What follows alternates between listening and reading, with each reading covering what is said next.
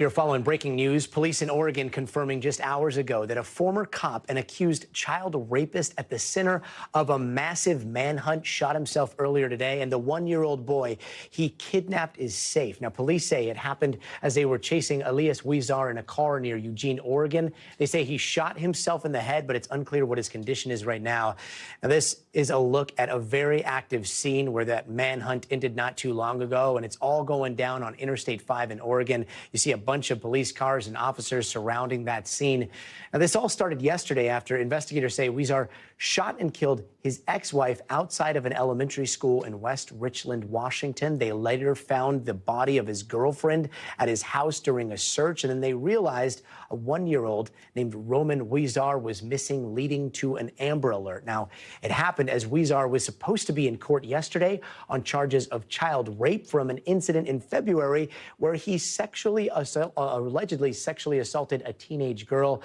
It is a lot to break down. So NBC News correspondent Elwin Lopez joins us now. First off, Elwin, so what do we know about his condition? He shot himself, and what do we know about the condition of the baby here? Yeah, well, look at how busy that interstate was. So all of this happened during a busy time in Eugene, Oregon, and it happened after a police pursuit. So what we know from police is that he shot himself. They're saying that his condition is unknown, so they're not saying whether he's dead or not at this moment. The good news here is that that one-year-old boy is safe and sound in police custody.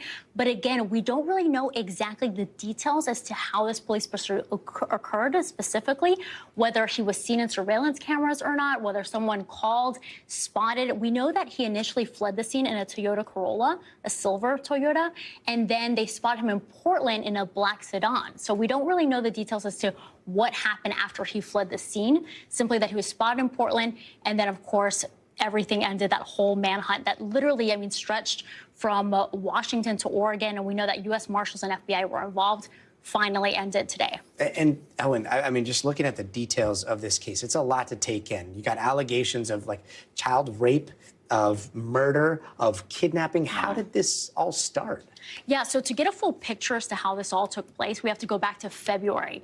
That's when he was accused of child rape. He pled not guilty, but in court documents, it alleges that he sexually assaulted an underage girl at his home while she was sleeping.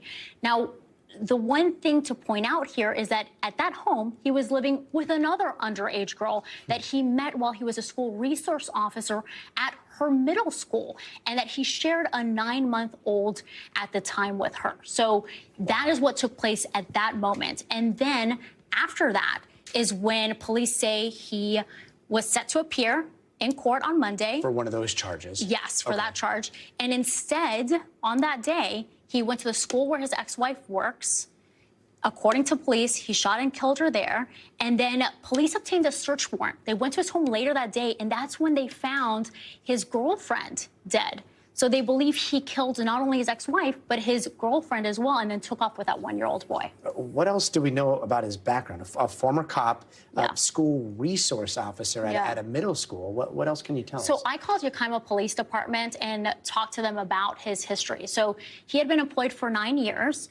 And when they told me that he resigned, I asked, why did he resign? Was there something going on? They said, well, he did face disciplinary action right before he resigned. And when I asked specifically what that was in regard to, they did not elaborate, right? So we do know that he's 39 years old, that he did have that disciplinary action. He resigned after that, but he was a school resource officer and worked at the school as recently as last year. It just seems like red flag after red flag after red flag. Absolutely. Elwin, thanks so much for joining us. Thank you, Gotti. Thanks for watching. Stay updated about breaking news and top stories on the NBC News app or follow us on social media.